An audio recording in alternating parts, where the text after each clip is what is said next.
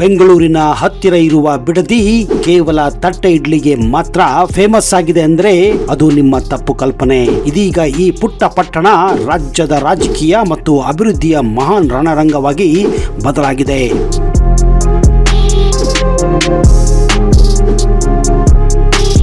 Bengaluru Mysuru express way ಪಕ್ಕದಲ್ಲಿರುವ ಈ ಶಾಂತಿಯುತ ಪಟ್ಟಣದ ಕೆಳಗೆ ಅಡಗಿದೆ ಸಾವಿರಾರು ಎಕರೆಗಳ ಸಾಮ್ರಾಜ್ಯ. ಇನ್ನೊಂದು ಕಡೆ ರೈತರ ಆಕ್ರೋಶದ ಕೂಗು. ಬಿಡದಿ ಎಂದು ಕೇವಲ ಒಂದು ಊರಲ್ಲ, ಇದು ಕೋಟ್ಯಾಂತರ ರೂಪಾಯಿ ಹೂಡಿಕೆಗೆ ಮತ್ತು ಅಧಿಕಾರದ ರಾಜಕಾರಣದ ಕೇಂದ್ರ ಬಿಂದುವಾಗಿ ಪರಿವರ್ತನೆಗೊಂಡಿದೆ. ಇಲ್ಲಿ ನಡೆಯುತ್ತಿರುವುದು ಅಭಿವೃದ್ಧಿಯ ಆಟವೋ ಅಥವಾ ರೈತರ ಭೂಮಿಯ ಮೇಲಿನ ಅತಿಕ್ರಮಣವೋ ಅದು ಯಾರಿಗೂ ಗೊತ್ತಿಲ್ಲ. ಭಾರತದ ಮೊದಲ ಎಐಸಿಟಿ, ಹೌದು, ಸರ್ಕಾರ ಬಿಡದಿಯನ್ನು ದೇಶದ ಮೊದಲ ಎಐ ಪವರ್ಡ್ ಟೌನ್ಶಿಪ್ ನಿರ್ಮಿಸಲು ಯೋಜನೆಯನ್ನ ರೂಪಿಸಿಕೊಂಡಿದೆ. ಕೆಲಸ ಮಾಡು, ಇಲ್ಲಿಯೇ ಇರು, ಇಲ್ಲಿಯೇ ಆಟವಾಡು ಅಂದ್ರೆ ವರ್ಕ್ ಲಿವ್ ಅಂಡ್ ಪ್ಲೇ ಎಂಬ ಹೊಸ ಪರಿಕಲ್ಪನೆಯೊಂದಿಗೆ, ಹೊಸ ಮಾದರಿಯೊಂದಿಗೆ ಈ ನಗರವನ್ನ ಸಿದ್ಧ ಮಾಡಲು ಮುಂದಾಗಿದೆ. ಆದರೆ ಇದರ ಹಿಂದೆ ನಡೆಯುತ್ತಿದೆ ಭೂ ಸ್ವಾಧೀನದ ಮಹಾಯುದ್ಧ. ಬಿಡದಿ ಟೌನ್ಶಿಪ್ ಯೋಜನೆಗಾಗಿ ಸುಮಾರು 7,000 ಎಕರೆಗೂ ಹೆಚ್ಚು ಭೂಮಿಯನ್ನ ವಶಪಡಿಸಿಕೊಳ್ಳಲು ಸರ್ಕಾರ ಮುಂದಾಗಿದೆ. ಇದು 9 ಹಳ್ಳಿಗಳ ರೈತರ ಬದುಕನ್ನ ಬದಲಾಯಿಸುವ ನಿರ್ಧಾರ. ಪ್ರಬಲ ವಿರೋಧದ ನಡುವೆಯೂ ಸರ್ಕಾರ ಸುಮಾರು 18,000 ಕೋಟಿ ರೂಪಾಯಿಗಳ ಬೃಹತ್ ಯೋಜನೆಗೆ ಹಸಿರು ನಿಶಾನೆಯನ್ನ ತೋರಿಸುತ್ತಿರುವುದು ನಿಜಕ್ಕೂ ಎಲ್ಲರನ್ನ ಗಮನ ಸೆಳೆಯುತ್ತಿದೆ. ಬಿಡದಿ ಈಗಾಗಲೇ ಇಲ್ಲಿ ಟೊಯೋಟಾ, ಕಿರ್ಲೋಸ್ಕರ್ ಮೋಟಾರ್ಸ್ ನಂತಹ ದೈತ್ಯ ಕಂಪನಿಗಳಿವೆ. ಈ ಹೊಸ ಟೌನ್ಶಿಪ್ ಬಂದರೆ ಬಿಡದಿಯ ಮುಖಚಿತ್ರ ಸಂಪೂರ್ಣವಾಗಿ ಬದಲಾಗಲಿದೆ. ಹಿಂದೆಲ್ಲ ಬೆಂಗಳೂರಿನಿಂದ ಮೈಸೂರಿಗೆ ಹೋಗುವ ದಾರಿಯಲ್ಲಿ ಸುಮ್ಮನೆ ನಿಂತು ತಟ್ಟೆ ಇಲ್ಲಿ ಸವಿಯುತ್ತಿದ್ದ ಪ್ರವಾಸಿಗರಿಗೆ ಇವತ್ತು ಇಲ್ಲಿನ ಬೃಹತ್ ಬಡಾವಣೆಗಳು, ಗೋಲ್ಫ್ ಕೋರ್ಸ್ಗಳು ಮತ್ತು ದೊಡ್ಡ ದೊಡ್ಡ ಫಿಲ್ಮ್ ಸಿಟಿಯಂತಹ ತಾಣಗಳು ಎಲ್ಲರನ್ನ ಅಚ್ಚರಿ ಮೂಡಿಸುತ್ತಿವೆ. ಬಿಡದಿ ಟೌನ್ಶಿಪ್ ವಿಚಾರದಲ್ಲಿ ಆಡಳಿತ ಮತ್ತು ವಿರೋಧ ಪಕ್ಷಗಳ ನಡುವೆ ವಾಕ್ಸಮರ ಇತ್ತೀಚೆಗೆ ತೀವ್ರವಾಗಿದೆ. ರೈತರ ಭೂಮಿ ಉಳಿಸಿಕೊಳ್ಳುವ ಹೋರಾಟ ಮತ್ತು ಸರ್ಕಾರದ ಮಹತ್ವಾಕಾಂಕ್ಷೆಯ ಯೋಜನೆ ನಡುವೆ ಬಿಡದಿ ಸದಾ ಈಗ ಸುದ್ದಿಯಲ್ಲಿದೆ. ಬಿಡದಿಯ ಇತಿಹಾಸ ಕರ್ನಾಟಕದ ಗ್ರಾಮೀಣ ಪ್ರದೇಶಗಳು ಹೇಗೆ ಆಧುನಿಕ ಕೈಗಾರಿಕಾ ಕೇಂದ್ರಗಳಾಗಿ ಬದಲಾಗುತ್ತಿವೆ ಎಂಬುದಕ್ಕೆ ಒಂದು ಅದ್ಭುತ ಉದಾಹರಣೆಯಾಗಿದೆ. ಬಿಡದಿಯು ಆಡಳಿತಾತ್ಮಕವಾಗಿ ಬೆಂಗಳೂರು ಗ್ರಾಮೀಣ ಜಿಲ್ಲೆಯ ಭಾಗವಾಗಿದೆ. ಹಿಂದೆ ಇದು ರಾಮನಗರ ಜಿಲ್ಲೆಯಾಗಿತ್ತು.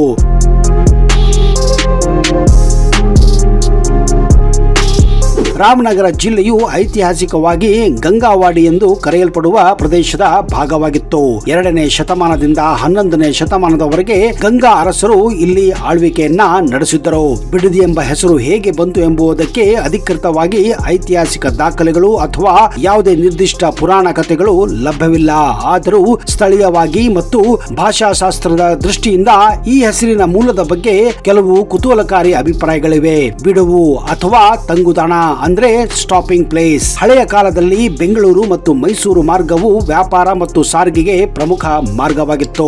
ಕುದುರೆ ಸವಾರಾಗಲಿ ಅಥವಾ ಎತ್ತಿನ ಗಾಡಿಗಳಲ್ಲಿ ಸಂಚರಿಸುತ್ತಿದ್ದರು. ಸುದೀರ್ಘ ಪ್ರಯಾಣದ ಮಧ್ಯೆ ವಿಶ್ರಾಂತಿ ಪಡೆಯಲು ಅಥವಾ ತಮ್ಮ ಬಂಡಿಗಳನ್ನ ಬಿಡಲು ಅಂದ್ರೆ ನಿಲ್ಲಿಸಲು ಈ ಜಾಗವನ್ನ ಬಳಸುತ್ತಿದ್ದರು. ಹೀಗಾಗಿ ಬಿಡುವು ಎಂಬ ಪದದಿಂದ ಬಿಡದಿ ಎಂಬ ಹೆಸರು ಬಂದಿರಬಹುದು ಎಂಬುದು ಒಂದು ಪ್ರಬಲ ನಂಬಿಕೆಯಾಗಿದೆ ಅಷ್ಟೇ. ಕನ್ನಡ ಭಾಷೆಯಲ್ಲಿ ಸಾಮಾನ್ಯವಾಗಿ ಸ್ಥಳಗಳ ಹೆಸರು ಅಲ್ಲಿನ ಭೌಗೋಳಿಕ ಲಕ್ಷಣ ಮತ್ತು ಅಲ್ಲಿನ ಚಟುವಟಿಕೆಗಳ ಮೇಲೆ ರೂಪುಗೊಳ್ಳುತ್ತದೆ. ಕೃಷಿ ಚಟುವಟಿಕೆಗಳು ಮತ್ತು ದನಕರುಗಳನ್ನ ಕಟ್ಟಿ ಹಾಕುವ ಅಂದ್ರೆ ಬಿಡಿಸುವ, ಕಟ್ಟುವ ಜಾಗ ಎಂಬ ಅರ್ಥದಲ್ಲಿ ಇದನ್ನ ಇಲ್ಲಿ ವಿಶ್ಲೇಷಣೆ ಮಾಡಲಾಗುತ್ತಿದೆ. ಬಿಡು ಅಂದ್ರೆ ರಿಲೀಸ್ ಅಂದ್ರೆ ನಿಲ್ಲು, ಆದಿ ಅಥವಾ ಅಡಿ ಅಂದ್ರೆ ಸ್ಥಳ ಮತ್ತು ನೆಲೆ ಎಂಬ ಪದಗಳು ಈ ಎರಡು ಸಂಯೋಜನೆಯಿಂದ ಬಿಡದಿ ಎಂಬ ಹೆಸರು ಉಂಟಾಗಿರಬಹುದು ಅಂತ ಇನ್ನು ಕೆಲವರ ಅಭಿಪ್ರಾಯವಾಗಿದೆ. ಅಂದರೆ ಪ್ರಯಾಣಿಕರು ಅಥವಾ ವ್ಯಾಪಾರಿಗಳು ತಮ್ಮ ಪ್ರಯಾಣವನ್ನ ನಿಲ್ಲಿಸಿ ಉಳಿದುಕೊಳ್ಳುವ ನೆಲವೇ ಬಿಡದಿಯಾಗಿತ್ತು. ಬಿಡದಿಯ ಮೂಲ ನಿವಾಸಿಗಳು ಬಹುಕಾಲದಿಂದ ಕೃಷಿಯನ್ನೇ ನೆಚ್ಚಿಕೊಂಡಿದ್ದಾರೆ. ಇಲ್ಲಿ ಒಕ್ಕಲಿಗರ ಸಮುದಾಯವು ಹೆಚ್ಚಿನ ಸಂಖ್ಯೆಯಲ್ಲಿದೆ. ಇವರು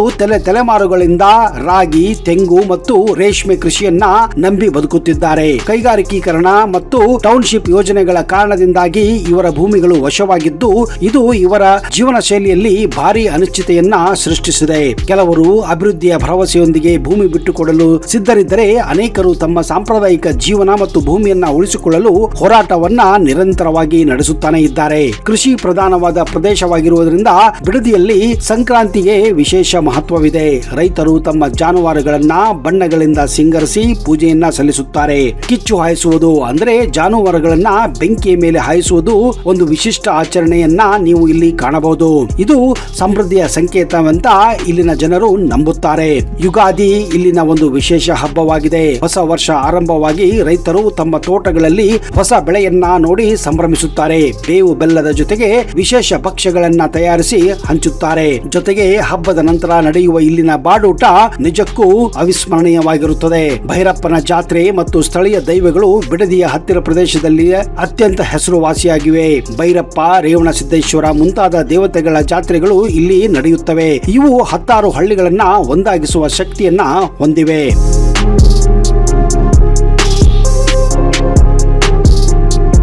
ಬೆಂಗಳೂರು ಮೈಸೂರು ಮಾರ್ಗ ಶತಮಾನಗಳ ಹಿಂದೆಯೇ ವ್ಯಾಪಾರ ಮಾರ್ಗವಾಗಿ ಬಳಸುತ್ತಿರುವಂತಹ ಕುರುಹುಗಳಿವೆ.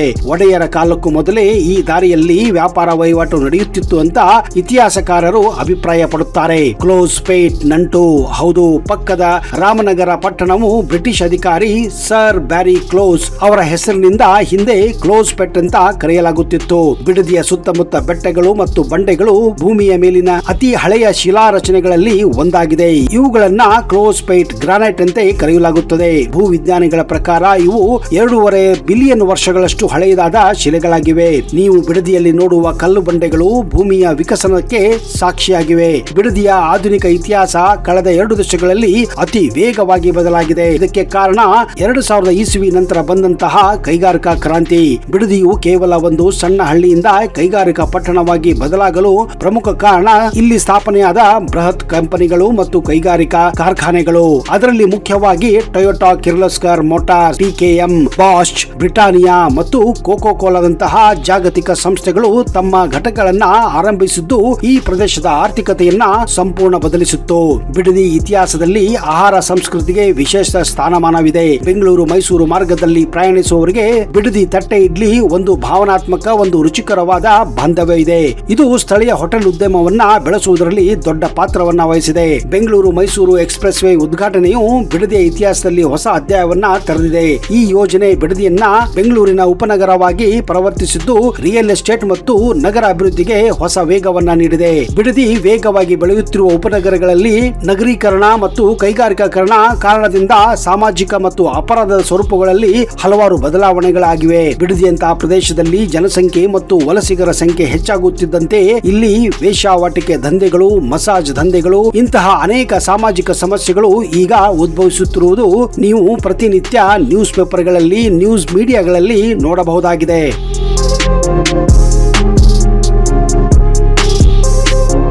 2011ರ ಜನಗಣತಿಯ ಪ್ರಕಾರ ಬಿಡದಿ ಪಟ್ಟಣದ ಸಂಖ್ಯೆ ಸುಮಾರು 15,000 ರಿಂದ 20,000 ಆಸುಪಾಸಿತ್ತು. ಆದರೆ ಇತ್ತೀಚಿನ ಪರಿಸ್ಥಿತಿಯಲ್ಲಿ ಕಳೆದ 15ರಿಂದ 20 ವರ್ಷ ನಡುವೆ ಕೈಗಾರೀಕರಣ ಮತ್ತು ನಗರೀಕರಣದಿಂದ ಈ ಸಂಖ್ಯೆಯು ಸುಮಾರು 5ರಿಂದ 6 ಪಟ್ಟು ಹೆಚ್ಚಾಗಿದೆ ಅಂತ ಅಂದಾಜಿಸಲಾಗಿದೆ. ಬಿಡದಿಯ ಸುತ್ತಮುತ್ತ ರಾಮದೇವರ ಬೆಟ್ಟ ಅಂದ್ರೆ ಶೋಲೆ ಬೆಟ್ಟ, ರೇವಣಸಿದ್ದೇಶ್ವರ ಬೆಟ್ಟ ಮತ್ತು ಮಂಚನಬೆಲೆ ಅಣೆಕಟ್ಟಿನಂತಹ ಪ್ರವಾಸಿ ತಾಣಗಳಿವೆ. ಇವುಗಳು ಈ ಪ್ರದೇಶದ ಸಾಂಸ್ಕೃತಿಕ ಪರಂಪರೆಯ ಭಾಗವಾಗಿದೆ. ಬಿಡದಿಯಲ್ಲಿರುವ ವಂಡರ್ಲಾ ಅಮ್ಯೂಸ್ಮೆಂಟ್ ಪಾರ್ಕ್ ಇಡೀ ವಿಶ್ವದಲ್ಲಿ ಹೆಸರುವಾಸಿಯಾಗಿದೆ. ಬಿಡದಿಯ ಸಮೀಪ ಇರುವ ಕರ್ನಾಟಕದ ಅತ್ಯಂತ ಜನಪ್ರಿಯ ಮನರಂಜನಾ ತಾಣಗಳಲ್ಲಿ ಇದು ಒಂದಾಗಿದೆ. ಮೈಸೂರು ರಸ್ತೆಯಲ್ಲಿ ಇರುವುದರಿಂದ ಬಿಡದಿಯ ಕೈಗಾರಿಕಾ ವಾತಾವರಣಕ್ಕೆ ಇದು ಒಂದು ಮೋಜಿನ ತಾಣವಾಗಿ ಸೇರ್ಪಡೆಯಾಗಿದೆ. ಇಲ್ಲಿನ ರೋಲರ್ ಕೋಸ್ಟರ್ಗಳು, ವಾಟರ್ ರೈಡ್ಗಳು ಮತ್ತು ವರ್ಚುವಲ್ ರಿಯಾಲಿಟಿ ಅನುಭವಗಳನ್ನ ನೀವು ಪಡೆಯಬಹುದಾಗಿದೆ.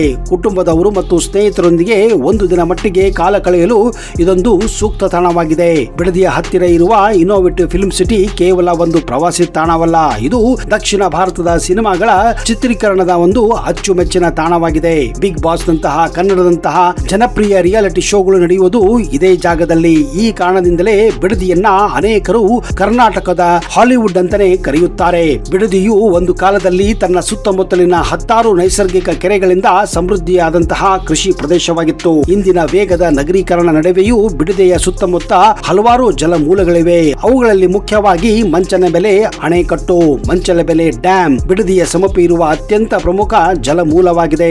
ಅರ್ಕಾವತಿ ನದಿಗೆ ಅಡ್ಡಲಾಗಿ ನಿರ್ಮಿಸಲಾಗಿರುವ ಈ ಅಣೆಕಟ್ಟು ಬಿಡದಿಯ ರೈತರಿಗೆ ನೀರಾವರಿಯ ಮೂಲವಾಗಿದೆ. ಇದು ಕೇವಲ ನೀರಿನ ಮೂಲವಲ್ಲ, ಪ್ರವಾಸಿಗರಿಗೆ ವಾರಾಂತ್ಯದ ತಾಣವೂ ಹೌದು. ಇಲ್ಲಿ ದೋಣಿ ವಿಹಾರ, ಕಯಾಕಿಂಗ್, ಕೊರಾಕಲ್ ಮತ್ತು ಪಕ್ಷಿ ವೀಕ್ಷಣೆಗೆ ಅವಕಾಶವಿದೆ. ಅಮಾವಾಸ್ಯೆ ಕೆರೆ ಮತ್ತು ತುಂಬಿನ ಕೆರೆ, ಈ ಎರಡು ಕೆರೆಗಳು ಬಿಡದಿಯ ಪೂರ್ವ ಭಾಗದಲ್ಲಿವೆ. ಹಿಂದೆ ಇವು ಸ್ಥಳೀಯ ಕೃಷಿ ಮತ್ತು ಪರಿಸರ ಜೀವನಾಡಿಯಾಗಿದ್ದವು. ಬಿಡದಿಯ ಸುತ್ತಮುತ್ತ ಕೆರೆನಹಳ್ಳಿ, ಬೈಲಲು ಕೆರೆ ಮತ್ತು ಕೆಂಪಮ್ಮ ದೇವಾಲಯದ ಕೆರೆ ಮುಂತಾದ ಸಣ್ಣ ಕೆರೆಗಳು ಕೂಡ ಇವೆ. ಇವುಗಳು ಸ್ಥಳೀಯ ಅಂತರ್ಜಲ ಮಟ್ಟವನ್ನ ಕಾಪಾಡುವುದರಲ್ಲಿ ಮತ್ತು ಸುತ್ತಮುತ್ತಲ ಹಳ್ಳಿಗಳ ದನ ಕರುಗಳಿಗೆ ನೀರಿನ ಮೂಲಗಳಾಗಿವೆ.